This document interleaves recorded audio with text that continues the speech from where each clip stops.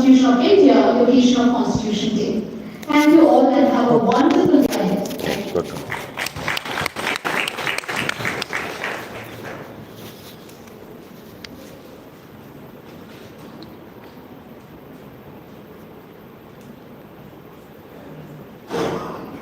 Thank you everyone. We will now continue with the workshop sessions.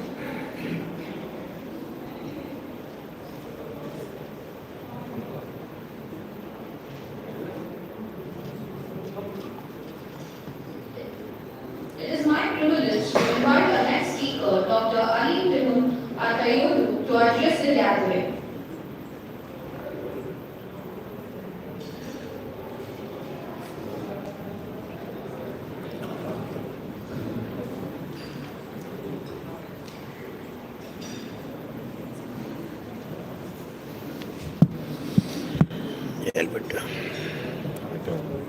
Good morning all, dear participants, dear Vice Chancellor, and I would like to thank all of you for this organization, especially to Dr. Vardhan for inviting us to this event, which is the first one in India that I know. Well, we have some experience in Turkey. Turkey is a friend country to India. I remember when I was a child, they used to teach us. Today is the Constitution Day. By the way, congratulations for that day to you. When I was a child, they used to tell us that in our independence war in 1920s, Indians used to support us by sending their jewelry, golds, and send the money to Turkish people. So I would like to take that opportunity to thank you and your fathers, mothers, and sisters.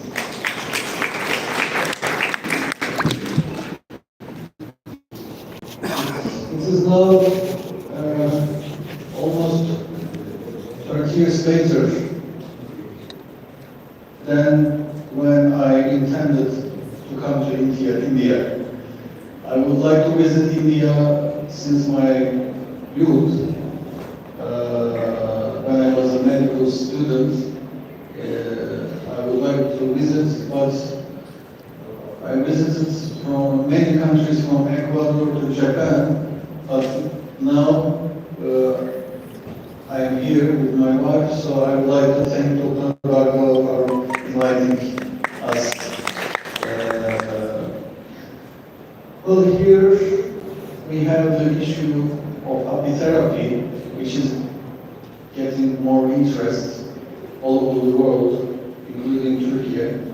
And we had some experience that I wanted to share with you the insights of us to give an idea for developing a strategy.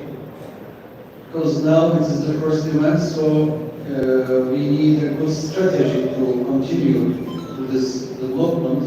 So I would like to share with you the experience of Turkey. Turkey is one of the top countries for agriculture. There are about 100,000 beekeepers. Compared to India and population in India, Turkey is small. It's a small land with, let's say, 100 million people. So it's quite a small population.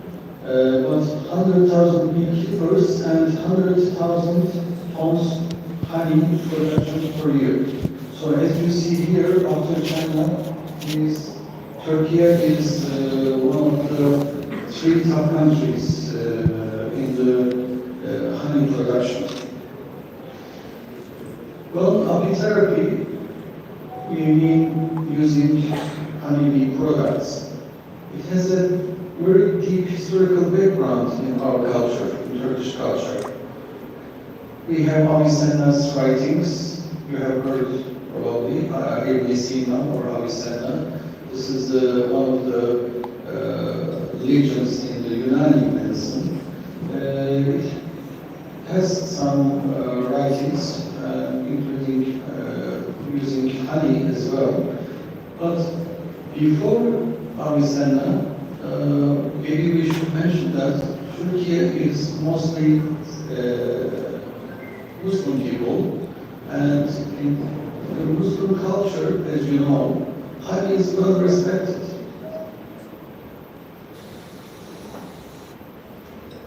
So, 14 centuries ago, in the Quran, the honey is mentioned, and it is in the 16th chapter. It's called honeybee. And interestingly, honeybees have 16 single or double chromosomes. In this chapter, there is a statement which says beverage of many colors comes from them, in which there is healing for human beings. So, because of that verse in the Holy Book, Muslims has had a very big respect to honeybees and honeybee products, especially to honey. Well, it is used in our Turkish folk medicine, honey especially, not just honey, other bee products as well. And what we mean by apitherapy is the using bee products to prevent or heal the diseases.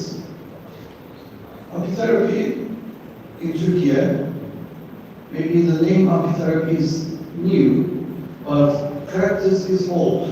And basic bee products such as honey, beeswax, bee pollen, royal jelly, propolis, and bee venom have been used because of the antioxidant, antimicrobial, immunomodulatory effects of these products. They have been used to prevent, especially, or prevention of the diseases. So today, in the modern medicine, we try to integrate these products. These products are especially very good for preventive medicine. Why? Let's talk about a little bit about the potential of these bee products or apitherapy for preventive medicine perspective. If you remember that oxygen is a highly reactive atom that is capable of becoming part of the potential damaging molecules, we call them free radicals. So antioxidants are important here to deactivate it by antioxidants is playing an important role here. What do we mean by antioxidants? Here, see, they are defined as the substance that delays, prevents, or removes oxidative damage to a target molecule. So, as we know, these antioxidants play a role in the prevention of cardiovascular system diseases or many chronic diseases because of the polyphenols especially. So there are many studies and literature showing that impressive antioxidant potential in the bee products. You can see many studies on honey, pollen, propolis, royal jelly. So it seems that bee products can be used very well with this antioxidant potential for the preventive medicine. Besides, there is another issue that the use of bee products in preventive medicine is important also because of the role of supporting the intestinal microbiota. The importance of microbiota in preventive medicine is now clearly known. intestinal microbiota affects the hemostasis and plays an essential role in preventive medicine there. So when we look at the bee products, the question is, what is the potential of apitherapy products in intestinal microbiota? So we see there are many studies showing that honey has such a potential. Honey is essentially a supersaturated solution of sugars, primarily fructose and glucose, but has other very important components as well. For example, disaccharides and oligosaccharides, let's say, they are very important for their role for probiotic and prebiotic properties of honey. So when we look at the oligosaccharides, they are less sweet than mono and disaccharides, but being mostly non-digestible, and they are desirable for their potentially prebiotic physiological functions. Therefore, honey is being recognized as a potential prebiotic, since it has oligosaccharides. And as seen in this table, there are many studies reporting the prebiotic potential of honey or the probiotic lactobacillic and bifidobacterium. So many studies about this. So honey, we can say, contains potentially prebiotic oligosaccharides and antibacterial components, both of which can synergistically enhance the probiotic efficacy against pathogens. So we see here numerous studies on the microbial components and health effects of honey, and many have focused on the unique potential of honey. But not only honey, the other bee products such as propolis has been studied as well. You see, this study investigated the influence of propolis on the intestinal microbiota. And here again, you see another study examining whether dietary supplementation with propolis could be used for ulcerative colitis. So, about different types of propolis and royal jelly and bee pollen. So all these studies show that bee products have a very good prebiotic and probiotic potential in addition to antioxidant potential that makes them very good to use in preventive medicine. So we can call it preventive apitherapy. So this is the preventive side, but when we study the literature, we see that in addition to preventive medicine, there are very interesting effects of bee products against some diseases. For example, here you see effects of bee venom in Parkinson's disease in a rat model. Again, bee venom and its component dopamine. So the neuroprotective characteristic of bee venom is shown, and now the scientists are studying and researching which component is playing the main role here. Is it melittin in the bee venom? Is it dopamine? Is it phospholipase A? So there are studies about the components as well for neurodegenerative diseases such as Parkinson's disease. Not only Parkinson's disease, there are other degenerative diseases which can be bee venom can be used to treat. So one of them is multiple sclerosis. There are some studies about treating multiple sclerosis, MS disease, with bee venom therapy. Some studies, they had promising results. Some, they didn't have that so much effect. So we need further studies to clarify the issue. So other studies about the central nervous system effect and the B-venom, effect of B-venom on muscles. So post-ischemic brain neurodegeneration and Alzheimer's disease.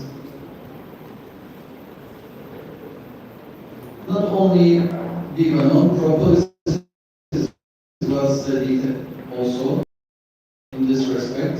There is a book, Neuroprotective Effects of Phytochemicals in Neurological Disorders, and there is a chapter specific to apitherapy in this book. Also, royal jelly is studied for neurodegenerative diseases such as Alzheimer's disease. Antioxidant and anti-Alzheimer's potential of stingless bee pollen.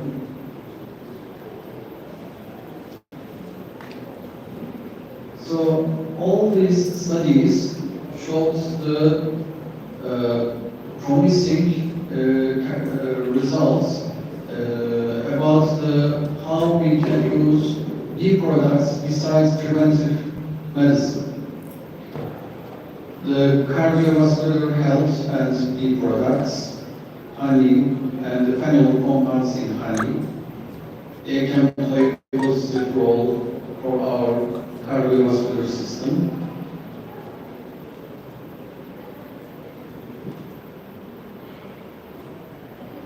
And also for propolis and some of the components in propolis, such as caffeic acid, phenylethyl ester.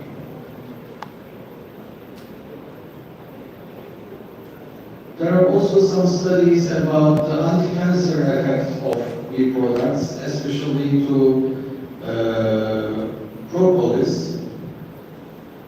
Some of these studies are done in Brazil because of the green propolis and red propolis in Brazil. So when we collect all this literature, it becomes a very big file. So if you are talking about an evidence-based medicine perspective, we can say that apitherapy has a very strong position. So what we did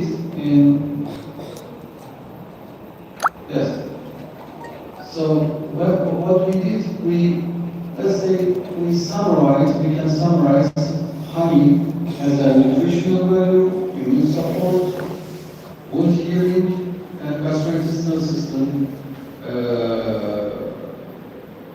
supporting characteristics, while bee pollen is a very nutrient-dense product, and it has energy and stamina that can boost energy levels and enhance physical performance.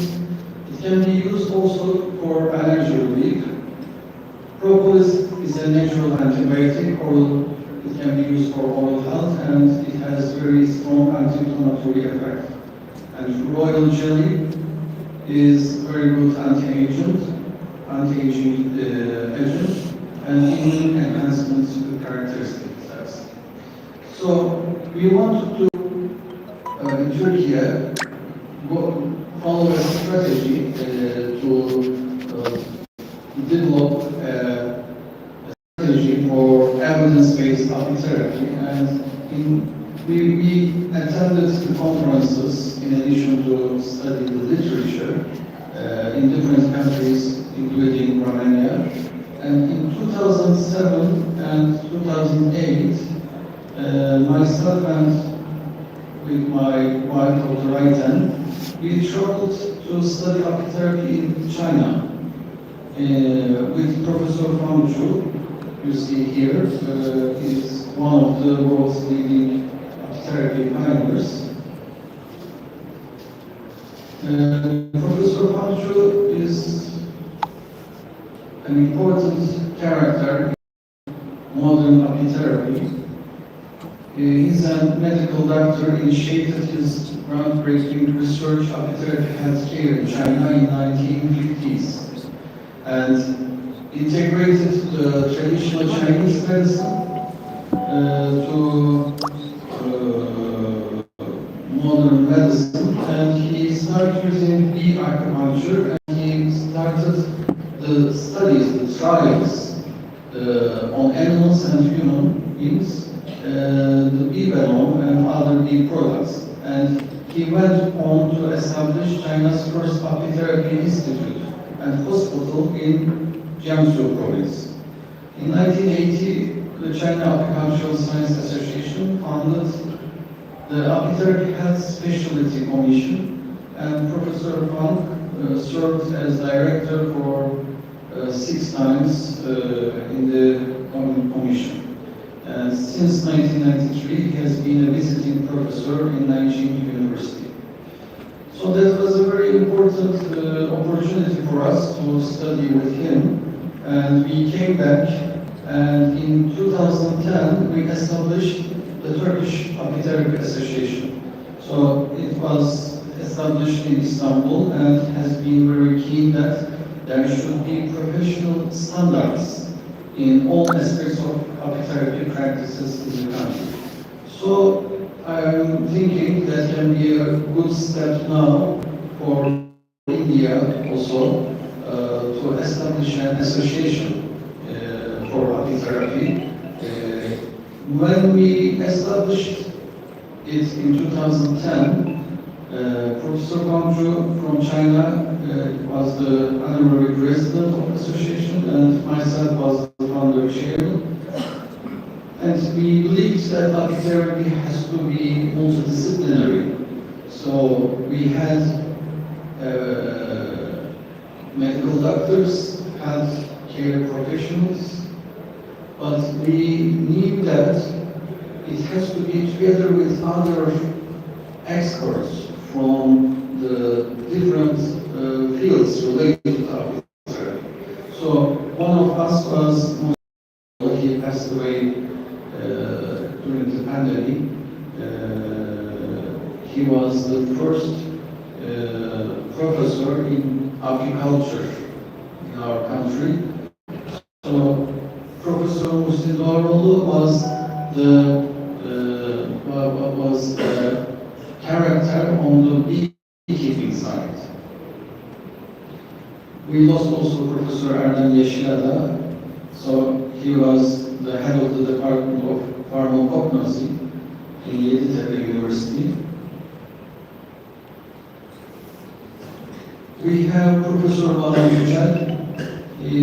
she's from the Department of Zootechnology. So you see, we have apicultural experts and zootechnology. Professor Sivasiji, she is the head of the Department of Biotechnology in Erciyes University. Professor Sevgi Kolaylı, she is the head of the Department of Chemistry in Karadeniz Technical University. We have Professor Oktay Yıldız. He is the head of the Department of Food Chemistry in Karadeniz Technical University. We have Rahim Koçyiğit. He is the head of the Department of Biochemistry in Bezmaryam University. And we have Professor İbrahim Malabri from the Department of Food Engineering in Namık Kemal University. We have Professor Ertuğrul Kaya, head of the Department of Pharmacology in Niğde University. We have Professor Ulaş Acaroz from the Department of Food Hygiene and Technology. And we have Professor Bayram Kıran, head of the Department of Immunology in Kastamonu University, and many others. So we have a very strong team, multidisciplinary approach, and conductors with other professionals. So our association started to discuss the issue with the Health Ministry. The Health Ministry of Turkey has aimed at harmonizing the new legislation on medicinal with European Union directives, and World Health Organization directives are taken care in the country. So that was a good time to promote apitherapy because World Health Organization had encouraged the member countries for two important issues. One was to use diet, nutrition, and the prevention of chronic diseases. So diet was emphasized to fight against chronic diseases because we realized in the last 20 years how important it is to prevent chronic diseases, because when we look at the literature, we see before the 10 leading causes of death in the United States, number one was infections, diseases. However, after it became chronic diseases, and heart disease, arthritis, cancer, diabetes. So to fight against chronic diseases, World Health Organization encouraged the member countries to use prevention methods, including diet. Well, the World Health Organization also established a strategy on traditional medicine for 2014 to 2023, and accordingly, one of the main objectives is to facilitate integration of traditional medicine into the national healthcare system. So here we have this opportunity to integrate it through apitherapy, because apitherapy is a very good example for such an integration of these two strategies, diet and traditional medicine. So it is possible to explain the reasons from various perspectives. However, I will not get into the details, but we contacted to Health Ministry, and Health Ministry approved apitherapy as one of the traditional complementary therapies. Apitherapy Association emphasizes the honeybee products can play a role in primary health care by offering natural, holistic complementary approach to promoting well-being and preventing certain health issues. So in 2014, that means 4 years later, the Turkish government has passed a new law on regulation of traditional complementary medicine practice, and this regulation includes legal regulations for countrywide apitherapy applications and 80 hours training for medical doctors. So we were authorized by the Turkish Ministry of Health to provide training to medical doctors, and up to now we had more than 100 medical doctors that attended to our courses in the university. So this apitherapy regulation in our country has become increasingly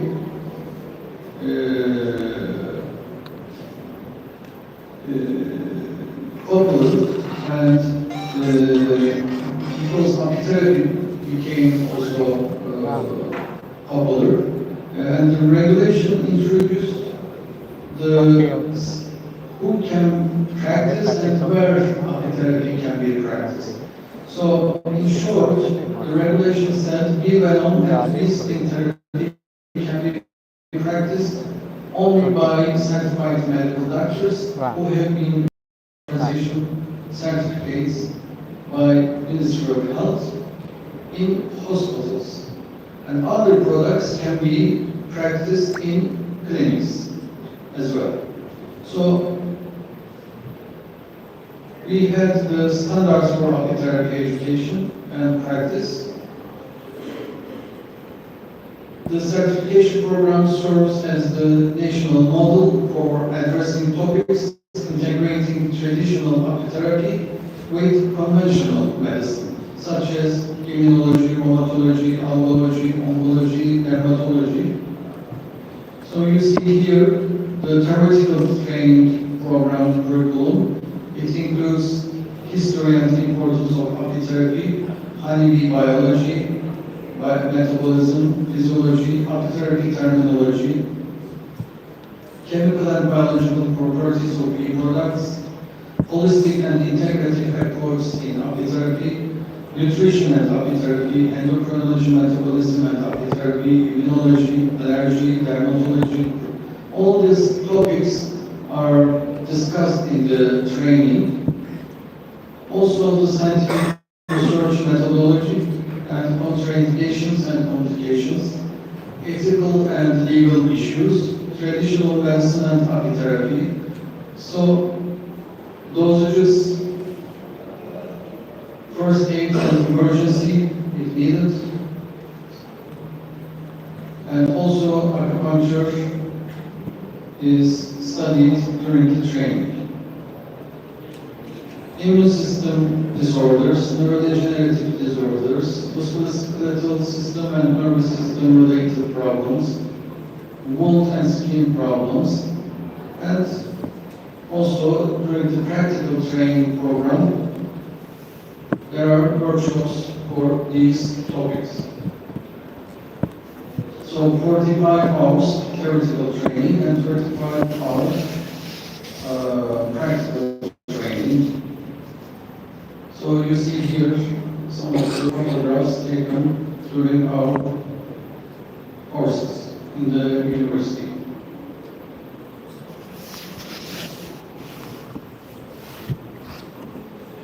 So medical doctors from different specialties, they attended to these courses, and as I mentioned, at the moment, we had more than 100 doctors attended to these courses. So in 2015, Professor Pancu visited Turkey the first time, and in 2016, we had the first apitherapy center approved by the Ministry of Health, Istanbul Medical University Hospital, and the first apitherapy center. So we had association in 2010, and then 2014 we had the regulations by the Health Ministry, and in 2016 we had the first center in the University Hospital.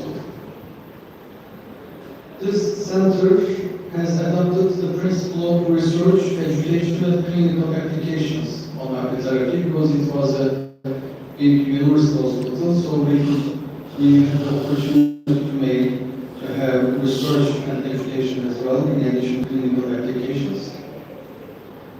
And the center has evidence-based, multidisciplinary, and integrative medicine approach. Therefore, we had a good consultation system with other experts from dermatology and neurology. Apitherapy Center had a good safety strategy, so each venom patient should have first test, allergy tests such as venom specific IgE test in the blood and skin tests. And after each apitoxin session or venom session, the patient should have monitorization for 30 minutes in our clinic. Here you see the entrance of the clinic and our team in the hospital. There is a principle of consent, so it's an important part of medical ethics, as you know, and international human rights law. So consent to apitherapy is the principle that a person must give permission before they receive apitherapy session or test or examination. This must be done on the basis of an explanation by the clinician. So in our clinic, first we take the consent form, sign it, and then take them into the room. So So you see here the room. This patient had a E-balloon treatment for knee by Dr. Ayten. So in 2017, we had the first National Apitherapy Congress. The Apitherapy Association and Istanbul Medical University, our university, actively involved in the organization of this National Congress. But in addition to National Conference, we wanted to have a summit. So the first one was a summit with another country. So the first one was with Ukraine. So first Turkish-Ukrainian Apitherapy Summit was done. So after you have association and regulations, maybe we can have such a summit, Turkish-Indian Apitherapy Summit. Would it be not a good idea? Yes. So that was from that event. So step by step, we continued, and then we start having more studies, preclinical and clinical. For example, very often patients used to come and ask, can I consume honey if I am pre-diabetic or diabetic?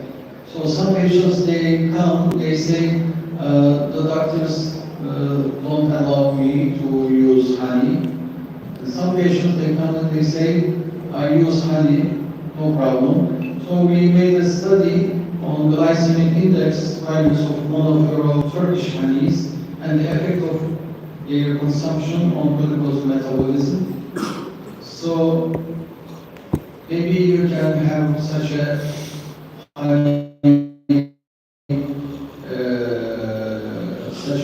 study for the honey types in India. So which honey has better glycemic index, lower glycemic index? So that can be studied as well. For example, in our study, the thyme honey had a lower glycemic index value. In Europe, acacia honey has low glycemic index. And in India, that can be studied to find out which type of honey has lower glycemic index value.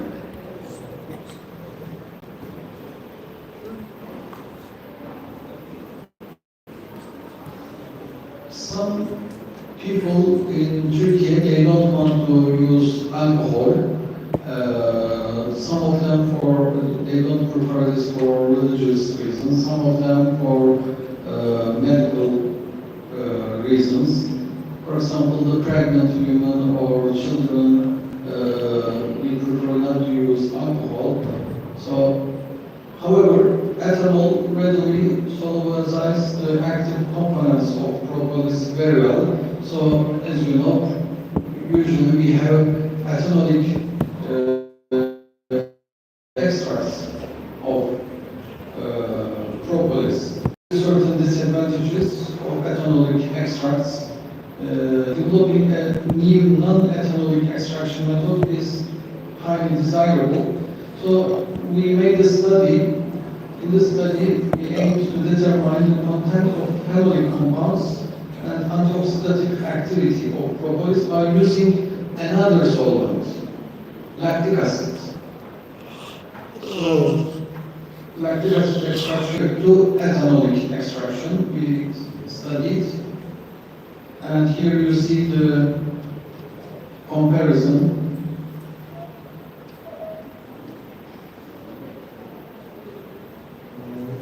Very similar to ethanolic.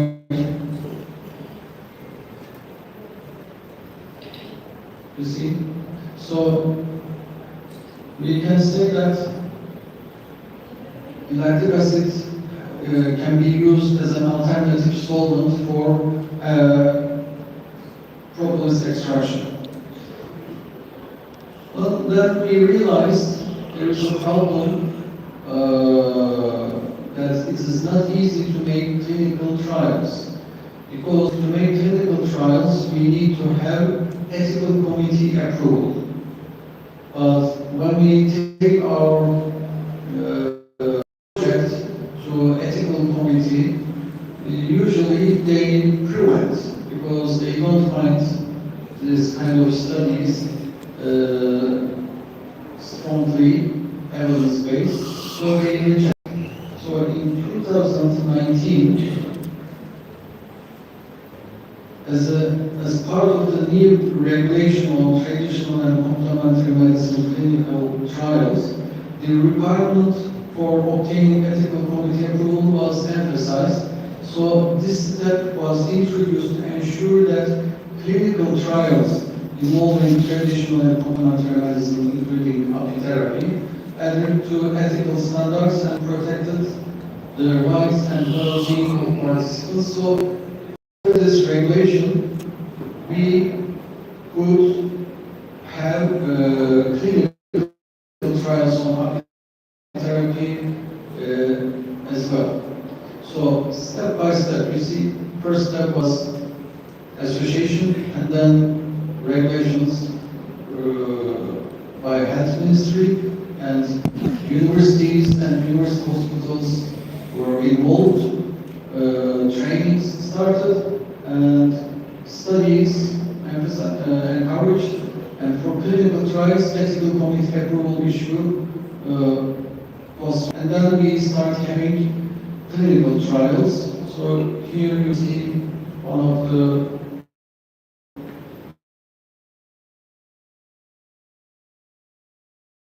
that we did short